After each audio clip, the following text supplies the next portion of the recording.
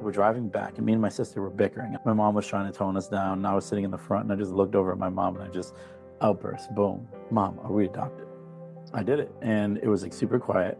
And it's like a 10-minute ride. We get to the house, and like we park in the garage, and my mom's just like, go upstairs, get changed, come down, let's have a discussion. We went downstairs, and my dad and my mom were sitting at the table, and me and my sister were on one side, and they're like, listen, you guys are adopted. And it was really, in hindsight, it was a surreal moment where it was just, what questions do you have? You know what I mean? And we were just like, when were you planning on telling us? Tell us the story. We caught them off guard. We blindsided them. So at that point, I'm just very numb. I think that's the best way to put it. I didn't know how to feel. I didn't know what to feel. I didn't know who I was. That was the major turning point in my life where I was like, I am going to figure out who I am, or I'm going to be somebody that is accepted. Great title for a podcast, Blessings. Thank you. Yes, I love it. What a great meditation. We are here to learn in the spirit of life. I'm all about believe. You're about spreading blessings. It's great. What about your blessings? What's the biggest blessing of life? What a great question. Because it's the Blessings podcast, I have to ask you, what is your biggest lesson in life? My biggest lesson in life. A whole lot of conversations with people about life and how those things manifest as blessings and lessons, and sometimes both. It's my connection. You're going to get schooled.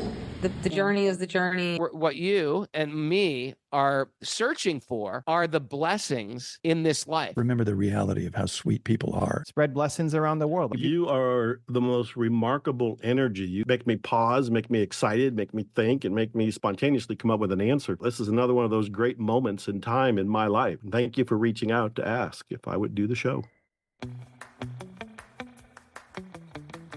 Welcome back to Blessings, my friends. Today, I have with me a powerhouse of motivation. Adam Vohra built a successful career in hospitality and sales, and he runs a consulting firm that works with nonprofits to help worthy causes to make an impact.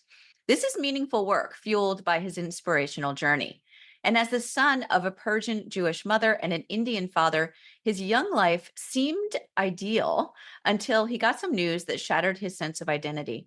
He embarked upon an arduous journey of self-discovery, where he had to hit rock bottom in order to rise up to where he is today.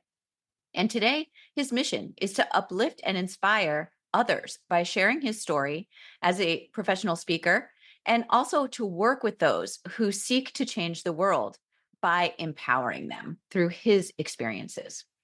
Welcome, Adam, to the show. Thank you, Mitzi. It's an honor to be here. Thank you so much for asking me to be on. It's funny because I've only been on maybe one other podcast. It was my friend Rob's, and it's an honor. Obviously, I host my own podcast, so it's an honor being featured on another one and not having to do all the work. So I appreciate you. Yes, you know what it's like. All right. So I want to start off with something big, a big question, because I know that you are a deep thinker and you like to dig right in. So let's do it. What does generosity mean to you? Wow. Okay. There you go. Hitting me first. Generosity. That's such a good question because I'm working in the nonprofit space. So a lot of the times people think I associate generosity with money, but frankly, I think generosity is more pertains to time and being present in situations where money you can't really put a monetary value on that. For me, I value when people show up, when they're generous with their time and they're generous with their being. Generosity can be displayed in so many different ways, both in the work that I do and in the relationships that I have. And I think that when you have a lot of relationships that you value, you water each relationship the same, and you could be more generous with some than you are with others because of that mutual opportunity to grow together. So I think generosity is more than just tangible items, as much as it's the time and the attention and the true care that you actually do to nurture both relationships and the people around you. And that's so true. I spent a really large portion of my life as a board member of a nonprofit. And when I first got onto the board, I was in a different financial position than I was later on in my journey with that nonprofit. And I was able to, at first, donate a lot of money. and then Yeah. later donate a lot of time. And both of those things were equally valuable to the organization. And I think that's really a good point is generosity doesn't mean necessarily that you're spending money, although it can. And it's important to do that as well for, especially in the nonprofit world, because they really do need your financial help, but they also need your grassroots help. And we're seeing that now, unfortunately, with Hurricane Helene. At the time of this recording, there's a lot of people on the ground giving grassroots help at this moment, and that's what they really need. So it's interesting. And I love the topic of generosity and how we can be, as humans, generous in spirit to one another. And that can even mean with our energy. Absolutely. Yeah. So what kind of generosity of spirit do you engage in the work that you're doing in the world? I think when it comes to nonprofits, most nonprofits are reaching out to people who need something and are hopeful. And I think that really makes you dive into what really hope is. Hope is a feeling, and it's an optimistic feeling, but hope in itself is nothing without three pertinent components, and one of them, action. If you don't have action, hope can precariously just fall right back into hopelessness. And I think it's a very thin line when you pair it with action. And what that might mean is someone who is hopeful but doesn't know where to start, you guide them and you hold their hand and you provide them with resources. And I'm not talking about tangible resources, but I'm talking about just whether it's a book that can get them over the hedge to turn their mindset. With hope, you also need community, the generosity of the community around you, and how you integrate that is really important to support that symbolic hope that you have. Whether it's the last project I worked on was for fertility treatments, like you need to rally the community around that, especially if it's something where shame is associated with whatever people are being afflicted with or whatever people are trying to overcome. Because when there is shame attached, then oftentimes the wider picture of how many people is being affected by it is not actually accurate. There's a lot of people who suffer in silence and don't bring their hopelessness to light. And then obviously the resources and the tangible resources, because that's really where you are able to have a lasting impact and turn that hope into blessings and hope into being able to turn that corner where people can grow and they can get where hope isn't just an idea. Because oftentimes it's like, oh, I hope that I can get through this. Okay, what are you doing to get through this? You can't do it alone. I jumped into this nonprofit space because I myself had been in hopeless situations, and I knew that without the people around me and without the support, it was really imperative. Like I would have sat there forever and it would have gotten worse and worse. So having those three components, action, community, and resources, I was able to open my eyes and see that light at the end of the tunnel, regardless how far it was, because it was pretty far at one point. I just love that you're talking about things that people might just consider ideas or concepts as actual living, active things. Generosity is active. Hope is active. And that's amazing that you have that perspective. And I know that was born from your experiences, your personal experiences, as a lot of people who want to help the world and are really active in things like nonprofit organizations and ways of helping others. We do that from our hearts because we know how it feels to be on the other end. So let's talk a little bit about your life experiences. I just want to go back into your childhood a little bit. Do you have an early memory from when you were small that sticks out to you? Something that when I say think about your childhood, something that just immediately comes to your mind that exemplifies your childhood. So I grew up in New Fairfield, Connecticut. My family's originally from Philly, and my mother is Persian Jewish and my dad's Indian. And my mother's side of the family is, I wouldn't say they're religious, but they're practicing Jews. So they practice all of the holidays and whatnot. And early on, kindergarten through fifth grade, I went to a Jewish day school. It was called Maimonides Academy. It was in Danbury, Connecticut. My mom would drive us every day. My mom would eventually work for that school also. And like, we're Sephardic Jews. Obviously, we're dark skinned. And one of my earliest memories was going through this Jewish day school and not looking like everybody else. And it's funny because I never thought that anyone was like being racist towards me or anything, not at all. It was a quite tight knit community. We were all just immersed in the Jewish culture. We had Hebrew teachers and then our standard curriculum, but I always felt different. And that's something that really stuck with me for quite a long time because as a kid, you don't really understand why, and you don't even know how to ask why. And you're in this like weird purgatory of just I do belong here, but I don't fit in here.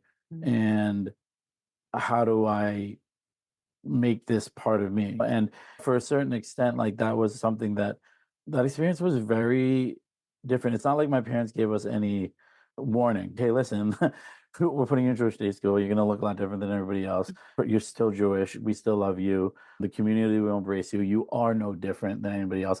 I don't think a lot of as a parent, I don't think parents really see that because my parents didn't see themselves as any different. And they never raised us to be any different. But as a kid, and you're trying to internalize it, it was just uncomfortable, frankly. And I think my sister shared that. And I think because of us having that same upbringing, that's why we're so close because those feelings later on in life, we would talk about it. And she felt the same way, but she reacted to it very differently than I did. That is an interesting thing. Because as you're explaining how that felt to you, what I'm thinking about is how there are a lot of kids who go through a similar experience where I love what you said, belong, but don't feel like they fit in. Yeah. That's so interesting. But then when you have a physical appearance that's unique to the experience that the outside circumstances, that can exacerbate that feeling. That normal feeling that I think a lot of kids have gets exacerbated. Yeah, I totally agree. And I think even early on, like I would try to overcompensate, whether it was like being the class clown or being a little outlandish. And because I was like, all right, like I'm different, I look different, I feel different, everyone around me is the same. So now I need to like earn their approval almost. So why don't I stand out to the point where I become that center of attention and attract attention, and that will validate me and make me feel like I belong. And when that was the early model for me, that was a pattern that kind of resonated throughout my story. That was a real micro version of it where their consequences weren't that grave, where it was just like me trying to navigate the space and find comfort however I could. So what you're saying is that you, in feeling different in that way, you actually created an identity for yourself that made it okay to be different. So you weren't Yeah. going to not feel different. That was never going to go away. So you had to find a space for yourself where you were even more different. Yeah. And that's so interesting. Wow. Yeah. After that, So like we would go to public school, and that's just a bigger fish. But we went to a New Fairfield High School. It was a bigger fish where I could blend in and disappear a little better. So that transition was, I wouldn't say seamless. I'm not a chameleon, so I can conform to whatever new environment that I'm in. And I did that in middle school, but there was still that difference. And I always would notice it. These kids had all grown up since kindergarten. They all knew each other. They all had their cliques. I'm the new kid joining them at sixth grade. Their parents all know each other. It's, they all live in the same neighborhoods. I might even live in some of these kids' neighborhoods, but I didn't know because my parents were driving me to a private school while they were all taking the bus together since kindergarten. So even in that, it's like I was able to identify, how I'm still different again. And I think eventually as I grew up, that feeling of different manifested into feeling less than. And like when it shifted to that, that affected me a little differently because then the overcompensation was boosted. Now I totally had to overcompensate. When I went to that middle school, sixth, seventh grade, me and my sister find out we're adopted. So now that was like that was the biggest turning point in my life, period. how did And you find out that you were adopted? so it's actually it's not a funny story, but it's just like now looking back, it's just like crazy. So my dad came from this country when he was like 20. He immigrated from India. He went to Temple University, and when you immigrate from India and you go to these universities, there's a small community of he met a bunch of other Indian, either transfer students or immigrants who were there for their studies. And one of his good friends, his name was Ashok, like they became lifelong friends. And so his kid, they would come over and we'd go visit them in Ohio sometimes. And one time they were over and his daughter told my sister, "Hey, you guys are adopted." My dad told me. He told my sister, I didn't even hear it. But later on that week, I guess, my sister came and told me. I didn't believe it. And at that point, I'm in sixth grade, seventh grade. I'm like, all right, whatever, Amber. And like, it was funny because I feel like that was like the only period of me and my sister's relationship where I wouldn't say we fought, but like we weren't like cohesive. So just like, all right, Ams, or whatever, like you don't know what you're talking about. And she did some digging. And when we got bar mitzvah, our cousins in Australia would send these savings bonds. They sent us bonds, and my sister would have to file them in my dad's filing cabinet. And she was filing one of them in the filing cabinet, and she started digging, and she found adoption papers. And when that happened, I think she held on to it for maybe a week and a half, and she finally showed them to me and told me. So that was maybe May, June, summer 96, 98. And that August, at that point, we knew it was confirmed. And I think a part of me was like, I don't want to believe it. It's not real, even though I knew. And I think that's something people do naturally when something huge is about to drop. They just pretend it's not there. And I did that for a couple months. And then one day, it was a beautiful August day, me and my sister and my mom, we had a town park beach where you would go if you lived in town, very similar to what a lot of towns do, where you get a sticker and it's park and rec. And we'd go to this beach, and it was right on Candlewood Lake, and we had a beautiful day, and it was almost back to school. I think it was August 26th, 1998, and we were driving back, and me and my sister were bickering. I don't even know what about. My mom was trying to tone us down, and I was sitting in the front, and I just looked over at my mom, and I just outburst, boom, like, "Mom, are we adopted?" And it was crazy because my sister's in the back. We both know that we know what we know. And we had gotten a lot closer over the summer because it was always like, when do you want to talk? When do you want to ask them? When do you want to ask them? And Amber always, I think, knew that she would not be the one to ask. It would be me. And like I did it. And it was like super quiet. And it's like a 10-minute ride. And I probably asked halfway through, completely quiet, pin needles. We get to the house. And like we park in the garage, and my mom's just like, "Go upstairs, get changed, come down, let's have a discussion." That was the only thing she said. And then we went downstairs, and my dad and my mom were sitting at the table, and me and my sister were on one side. It was a long table. Me and my sister were on the left, my mom and dad were on the right. And they're like, "Listen, you guys are adopted." And it was really like, in hindsight, it was a surreal moment where it was just, what questions do you have?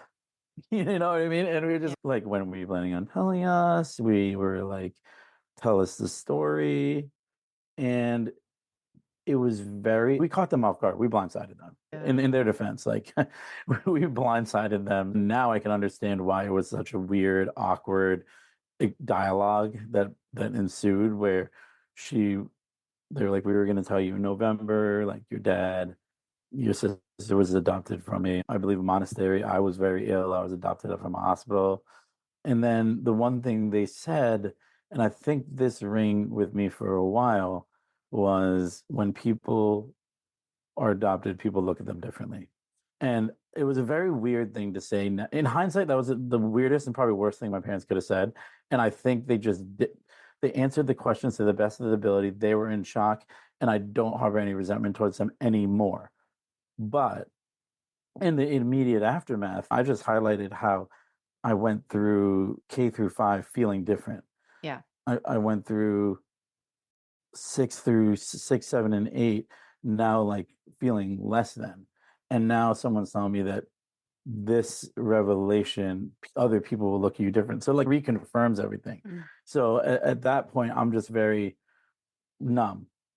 I think that's the best way to put it. I didn't know how to feel. I didn't know what to feel. I didn't know who I was. And I think when I unpack all of that. That was the major turning point in my life where I was like, I am going to figure out who I am, or I'm going to be somebody that is accepted. And that's really when I started drinking. I started drinking shortly after that. And How old were you then? probably like 12, 13. Wow. Yeah. It was like eighth grade-ish. I think I was going into eighth grade that year, that September. And it was because it was my first year playing football. I was playing Pop Warner football. And so like I was immersed into that world of just like athletes and jocks and just like doing guy things and locker rooms and parties. I thought that was who I was. So after that, like it was partying, but it was also like bouncing from like group to group, finding which one I felt the most comfortable in, or being okay with settling with this group and being accepted by it for a period of time until I overstayed my welcome. And that was how high school transpired. I was one of those people who I got along with everybody. I would say a lot of people liked me, and I also got in a lot of trouble. So there was those people where they'd be cool to you, but also it was like my parents don't want him over at our house. So it was like that like reputation because I was getting in trouble left and right. I was drinking a lot. I was getting in trouble for stupid things because I took that class clown act to the extreme, So then I had this reputation of, oh, don't hang out with Adam, like you're gonna get in trouble. But if you need to party or you need to do these things, call Adam. So I never had those type of relationships, which I'm grateful that I do have now in my life, where people are there for me, who I am, and not for what I can offer them, or not for a season. And I think that's something that like now I could like totally acknowledge. And I don't get me wrong, also my perspective from then and who I am now, what I look for in friends or partners or associates or whatever in any relationship, the standards are very different than they were back then. Wow.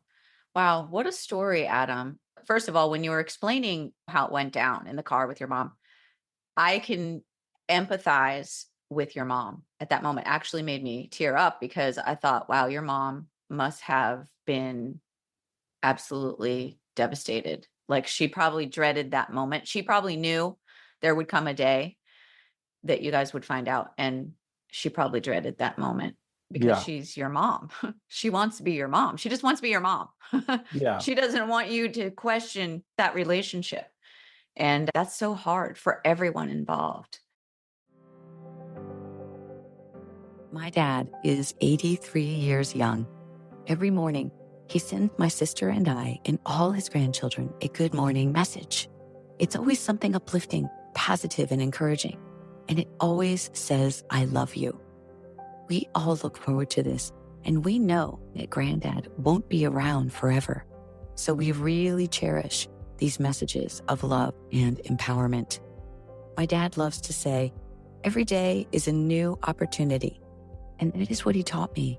That, along with how to work smarter, hold family dear, and go after my dreams. I know there are people out there who go through the motions every day with no one saying good morning, no encouraging word, and to support a positive mindset.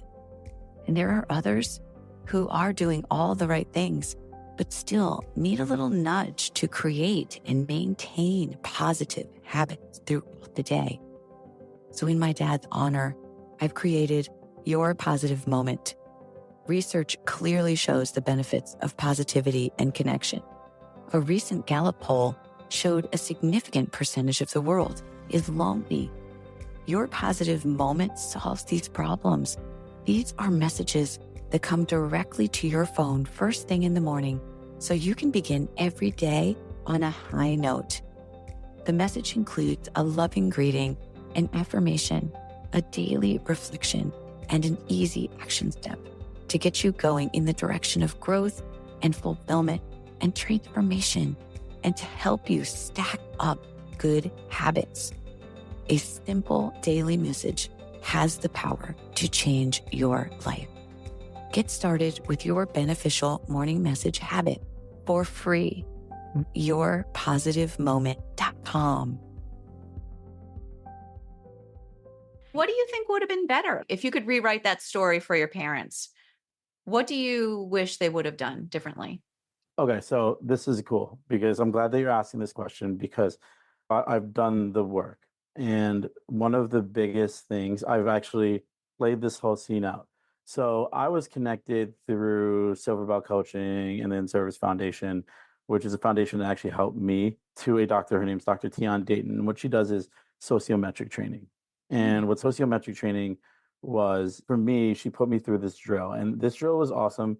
Basically, she laid out numbers on the ground representing ages like 5, 10, 15, 20, 25, 30, 35, all the way up. And she asked us, and the way I heard the question was, how old do you feel emotionally? She, when me and her rehashed it, she said she asked a different question. But regardless, at the time I said I was like 12, 13. This was like maybe a year ago. I did the sociometric training. And we went through this drill where 38-year-old me talked to 12-year-old me. And in a physical way, I would stand right there. And it was like, what would you say to 12-year-old you? And like, I think I said something like, it's not worth it. You need to accept this and understand that they're doing the best that they know how to. Because I do firmly believe that. I think old parents are doing the best with the information that they have and with the skills that they have. And they're also basing it on how their parents raised. And at the end of the day, so many parents say they don't want to grow up to be their parents, but it's impossible not to take some of it. And at the end of the day, so that's what I told my 12-year-old self. So then you jump into your 12-year-old self and you respond. And she was like, how do you feel? And as 12-year-old self, confused, angry, blah, blah, blah. And then throughout this drill, we're going back and forth. And then she brings in other role players like my dad and my mom. And she was like, what would you say to them? What that you didn't get to say in that moment when you were 12? And I was able to face that. And it was one of the most powerful things that I've ever done. One of the most powerful therapeutic sessions I've ever gone through because I felt like I was those person. And she said during that period of time, I did struggle very much to shift into that 12-year-old self because that 12-year-old self was a scared little boy. Let's call it what it is. And that's reaffirmed by, recently I was able to connect with a therapist that I spoke with early on when my drinking and the decisions I was making got me into some trouble. And I talked to her and I was like, listen, what was it like treating me 15 years ago?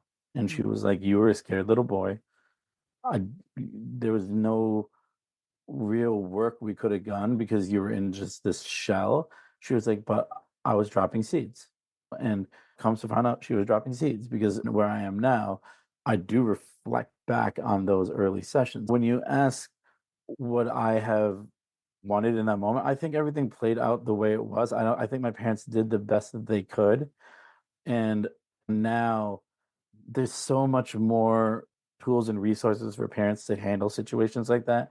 Back then, and we're not even talking that long, we're talking like 25 years. But even then, it was important to factor in the cultural component of it.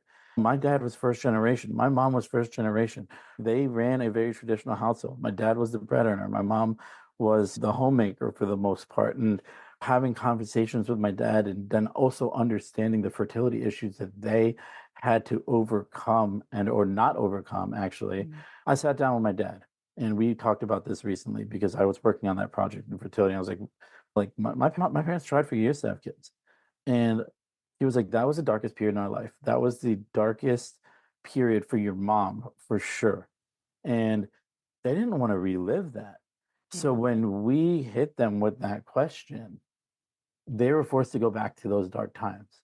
Granted, we were the gifts of it, but it also, we might have been the gifts of it, but it also was a reminder of what they went through. And I can relate to blacking out dark periods of my life. It made me understand why they reacted the way they did, why they were in such shock. Yeah, I was angry. For a while, I was very angry. But now I understand that parents aren't perfect and they're people, they're human. And they were protecting us. It was their interest in protecting us. And that was it. But at the end of the day, I wouldn't have asked for anything different because it led me to where I am today. And I don't really like the word regret or how you would have done differently because you really can't do anything differently. It's impossible. You can't No, tear so I don't out a really page of your waste energy story. on what ifs. Right. So Yeah. I really do believe it's the realization that a child has that their parents are just doing this for the first time too. We're all just Yeah. doing this for the first time. Just because I'm older than you as your mom doesn't mean that I know what I'm doing either. It's very interesting for children to realize that. And I realize that about my parents. My children have realized that about me. And that is one of the most beautiful things about life is coming to those realizations. But the interesting thing in your situation is, and I'm going to ask you kind of a sensitive question, if that's all right. A lot of children, when they find out that they're adopted, have a desire to connect to a birth family. Mm. But I would imagine that in your case, that may not be possible for you or your sister. How was that for you? I've thought about it. I think my sisters put more thought into it. I have parents. Listen, the parents who I had, so this my story is very unique. So I was very ill and my parents dropped me off at a hospital. So I'm assuming they didn't have the resources to help me. So they dropped me off at a hospital. I'm very ill. My dad had already adopted my sister, and so he came back to India to adopt me. And him and my uncle went to this hospital, and they showed me to him, and they're like, "Listen, he's really sick. He's rejecting milk. He's rejecting treatment. He's rejecting everything. There's only one medicine that will help him right now, and it's going to take 6 to 8 weeks. But it was readily available in the United States. So my dad hopped on a plane, flew back to the United States, connected with a doctor there, got like 10 vials of this medicine, brought it back, and treated me. Saved you. He Where saved your life. he saved my life. So within those 2 days, and they said like I had maybe a week, he saved my life. I ended up. This is May. I was born in May 13th. It was still like a very long recovery, right? My mom's back home, and I think they were in Philly at the time with my sister. She had a 1-year-old, maybe 14-month-year-old, and my dad, he's early in his career with IBM, and so he flies back to be with them. And the recovery time was from June, July, August. So it was like a 3-4 month recovery. In August, I was cleared to leave. And I have family there. My uncles and my aunts, they would all come in and they would check on me and whatnot. And at the time in August, the agency that they had used, the agent that they had used was there in India helping another couple. She was like, "Listen, I'll bring him back for you guys." I flew back with this, and this is a cool story because it was an international nonprofit agency. Hmm. And she brought me back, and I met my mom for the first time at JFK in August of 1986, which is like a crazy story. Like when my dad told me that story, and it's wild. And our family was complete. Yeah. But that was like the early fight. And oftentimes when I'm like feeling bad for myself, a lot of people say they've been through something dark or they survived something, and now it's every day is a gift. My darkest days, like my near death experience, was like month 1, month 2. So like I'm so blessed for every single day after that. And I think that was the like only time in my life I was underweight. I swear to God. Like I swear to God. It's probably the only time in my life that I was ever underweight. It's when you tell that story, it puts everything into perspective now. And frankly, I guess the only thing I would say to my parents is like, why didn't you tell me that story right then? Maybe it would have changed everything. Maybe it wouldn't have. But like, I would have loved to have had that story earlier on in life, because now I treasure the small things more so than I ever have. Yeah. There's so much love in your birth story. Like that's Yeah. your birth story. It's a I don't think beautiful I've ever story. shared that. And I've shared bits and pieces of it, but not like the full thing. And it's pretty crazy. But like, I want to jump back to what I was talking about before with the sociometric training, because there were resentments with my family and my parents. And like when I got out of that, when the drill was over, that she was like, "How old do you feel?" And I was like, 26. And that was when my mom passed away. And it was funny because one of the things that was really important to me, because my mom, she ended up passing away of leukemia in 2013, and we had our moment before she left, where it was just like she apologized and she was like, listen, I wish I could handle that better. Because after that, I treated them, I can get away with anything. And they felt bad. And I knew how to play to their shame and I knew how to play to their guilt, where no matter what, I can get away with murder because they owe me. And that dynamic in our relationship shifted where I knew how to manipulate them. I started drinking, I started partying, I started getting into trouble. And I knew that mommy and daddy will always come and save me because mommy and daddy feel guilty because they kept a secret from me. And like when you're in the depths of that darkness and that path, like it brings you to dark places. And I know that my mom definitely that for my mom, that guilt never subsided. For my dad, she was always the one who'd be like, Adam, Sarge, we gotta help him. Sarge, we gotta help him. When maybe my dad's tough love would have been the best thing in that moment, but I was leveraging their guilt. And I think a lot of people do that with their parents, where it's, hey, I got this on you, when that's such a terrible thing because at the end of the day, through all the choices and through the manipulation of those relationships, I only hurt myself. You know what I mean? And that's the craziest thing about it, where it's you really, if you want to play dirty and you want to leverage people's emotions to your benefit, you really hurting yourself and you're not present in any relationship. Yeah, that's so true. You've learned so much about relationships and gained so much self-awareness through this process. That's the purpose for this whole thing. That was your blessing in Yeah. the whole thing. I'm really happy to hear that you got to make it better with your mom, make it right between the two of you before she passed. And I'm sorry Yeah. that you lost her so young. I think I've also lost my mom pretty young, and it's very difficult. Crazy. Yeah, it's very difficult.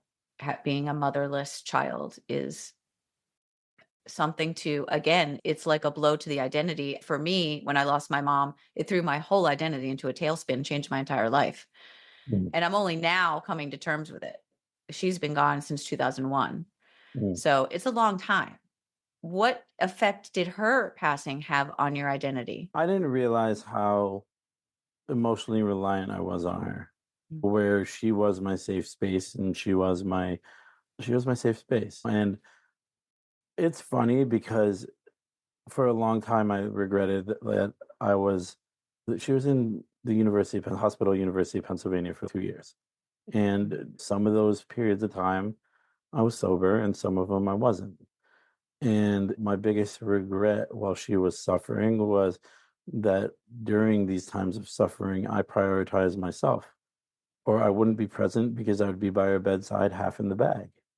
And that is something that I've come to terms with because when she did actually pass, it was during a period of sobriety. It was, I think I had almost a year at that point. At the time, she remembers me as doing the right thing and being present and being responsible. And I'd like to think that that was her last memory of me. One of the things that is especially special for me was I was the last person to hear her voice. It was about a year in, she needed a tracheotomy. I was the only family member who could be there for it. They had to transfer to a different facility for that procedure. I was with her in the ambulance. And the last word she said to me was, I love you so much, Adam. Wait for me. Something, yeah. And then she came out and she had the tube and that was the last time we heard her voice. Like being able to say that I was the last one that heard her voice is something that obviously I'll hold on to forever. But and knowing that she remembered me sober when she passed away. But this is like kind of, I guess we're jumping into grief a little bit here. But that's also something where I didn't unpack that in the immediate aftermath of her passing. I had to step up. I did the eulogy at her funeral. I was very much the rock of the family during that time, and I embraced it. But I wasn't taking care of myself. And there's only so long, especially for someone who's in recovery, that you can stay afloat if you're not prioritizing your own self. And, that lasted until that December. She died in August, December. I was in Pittsburgh with my dad. I went out with one of his colleagues, and that's that was like a relapse that I didn't see coming, and it came. But now I can attribute it. Like one of the things they say in recovery is you can At any moment, your disease can just come back and bite you. And that was it for me. And um, but it was because I wasn't doing any of the inner work, whether it was the processing grief, whether it was processing that feeling of being less than, because now what started when I was in pre-kindergarten, kindergarten, and elementary school, now this is the adult version of feeling less than yourself. And just like any positive feeling growing, any negative feeling inside you manifests and grows as well. And it holds a lot more power to hurt you as it grows, just like anything else.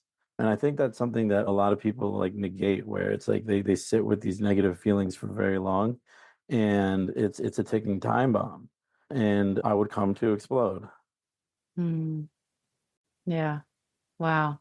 In your sobriety journey, after you had that relapse, how long were you spiraling? My cycle is very repetitive, and I think history repeats itself is something that's very true with me. For me, it was I worked in restaurants at the time, so I would like get sober, and then I would jump looking for the best way to just get situated. I'd jump back into a restaurant, and maybe I'd last for a little bit there, but eventually I'd go out. And once I did, like it would just manifest. Like at the end of the day, you pick up right where you left off. I'd go on a run, usually maybe 1.5 years, 2 years, and get in trouble. Sometimes it was DUI. And I think I've gotten a couple of DUIs. And on and off after another 10 years, roughly, from 27 to 30, or 26 to 36, really, honestly. It was that same cycle. Try to get sober, and then not. And the one thing, and I said to somebody, that if I wrote a book, this would be the title. This time will be different. Because every time I got sober, I said that. And every time I picked up another drink, I said that. This time will be different. Why? Why will this time be different, Adam? You're not making any other different decisions. And this last time it was 2 years ago, 26 months ago. And that was dark. It was dark.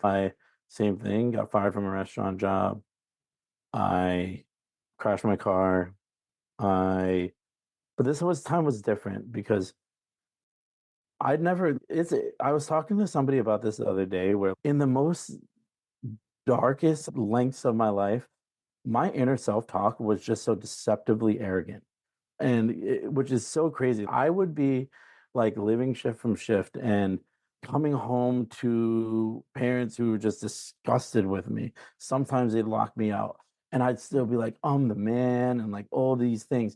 Based on what? And based on the image I was portraying outside of that, because nobody really knew who I was, what I was going home to, the chaos that I was going home to. And so, but this last time, like for the first time, and it was the most humbling thing in the world, was that when a doctor comes in and he goes, listen, you continue to drink the way you're drinking, you're going to die. Your pancreas is inflamed. You get hit in your side, it could just burst, and you better reconsider your decisions. Like when a doctor says that to you, never in my life has my mortality been put into question, because I was invincible. That was a rude awakening. I remember getting on the phone with a friend who I knew had been in recovery for quite a while, and I was like, listen, I'm done. And I think that's what they talk about when they say surrender. I had surrendered. I was waving my white flag, and she responded, are you serious this time? And it was such a good question. And I was just like, yeah. And she ended up flying me down to South Carolina, where she lived. And I stayed down there for about a month. And I didn't lie anymore. That was the thing. One of the biggest things, and I think it's not only just with recovery, I think it's just life in general. The more honest you are outwardly, practicing vigorous honesty, because secrets are what really set us back. If we're not honest and forthcoming about who we are and our intentions and what we're doing, then at the end of the day, when our head hits our pillow, that's what's whirring in our head. How honest were we with the people around us? How honest were we with like our coworkers and our intentions? And like practicing rigorous honesty, I think, is essential for growth. And it's definitely essential for recovery, because for me, and listen, there are days when I want to just tell a white lie or want to manipulate a truth to the way that I want it to be. But like for me, doing so can cost me that cycle that I just outlined to you, where and I'm not willing to risk that because I know what it's like and I know how bad it got. And I think a lot of what I've learned in recovery is, frankly, a lot of what I hear in the personal development space. And I think that's where I was able to just really immerse myself in the personal development space because I look at what I do in the personal development space and my personal development community as an add-on to my recovery community because that for me has to come first. Mhm. Are you afraid that you're going to relapse again? Because you're about No. at that mark. Listen, if I continue to make the decisions that I make and if I continue to crave the connection with the people who share the same mindset and have been through the same things, especially if I stay, as long as the connection is so key, because one of the things they say, connection is the opposite of addiction. Addiction is a very isolating thing. Connection's opposite of addiction. And Oh, as long as I continue to stay connected with my recovery network and then beyond that, I'm in safe hands. And I don't look so far down the field that I have anxiety about. I remember I was with a friend and they were like, someone earlier on in recovery, and he was like, I got to stay sober during my daughter's wedding. And I was like, dude, your daughter's 3. Get through today. All right. mm, And oftentimes that's what we do, just like that's a micro version, but on a macro level, we worry about things that aren't even here yet. And that takes away from being present in just what's my goal right now. And I live in these time frames where I know I'm not going to pick up today. And that's how I live because yeah. in this mind, if I take bite, if I, what's the word, bite off more than I can chew, Yeah. if I bite off more than I could chew, that's when the anxiety comes back. That's when the fear comes Mm, back. That's when the questioning if I'm enough comes back. That's when all of those things, like relapses don't happen just from picking up. Relapses happen days, weeks before. It's all about your mind bringing back in those dark ways of thinking. And once those dark ways of thinking get reinvited to your mind, that's when the relapse starts. It's not the physical action. Because you know what? I put down a drink and my life didn't get better right away. I had to do the work. Removing the yeah. substance is just like a very small part of how of the whole thing. And that's the thing that I've learned. And that's why it failed to me so many other times. Because I was like, all right, I'm not drinking. My life's gonna get better. I'm gonna be a millionaire. That's not how it works. You know what I mean? Like it's Yeah. just not. And I think that's like on a professional level and a business level, like a lot of people think that too. And where it's, hey, like, all right, like I registered my LLC and I did a couple events, and why don't I see like these big results? It's because it's the little work that you do on a daily basis and those habits. Yep. And that adds up. Wow. Yeah. What a story. I feel like we could go on for a long time about this because it's so important what you're talking about. But I just want to let you know how proud I am of the work that you've done. And gosh, and as a person who also has gotten sober and over the past couple years, me for health reasons, it's very interesting to talk about it. Yeah. And because it's something I think that's now become like a cultural talking point, sobriety, more Yeah. so because more people are realizing the neurotoxicity of alcohol. And I love your whole story. Thank you for Yeah. sharing everything that you did and being so vulnerable. It was amazing. And yeah, no, So I'm super grateful to be here. I could go on and on. I Like know we could go on forever, we could but definitely do a part 2 if you want. we'll have to do a Yeah. part two. We'll have to do a Yeah. part two. But for now, maybe you can just let us know what your top lesson that you've learned in all of this has been. My top lesson would be know thyself. And it's so funny because Colette Brown, good friend of mine, she's a holistic coach out in LA. She was on my podcast and she said that. And I'm stealing it from her because prioritizing the relationship that you have with yourself is the best thing to do. Because if you don't feel good about who you are, then that's a terrible standard. That's a terrible baseline. And for me, my story where guilt became shame. And feeling guilty is feeling bad about something you did. Feeling shame is feeling bad about who you are. And I was in that shame period for a while. So know thyself. The number one relationship you need to water is that of with yourself, and then that with whatever higher power or God you believe in. Yeah. You know, I was like, going to say your relationship with yourself is your relationship to God. I love that. Yeah. What about your blessings? What is your highest blessing in life right now?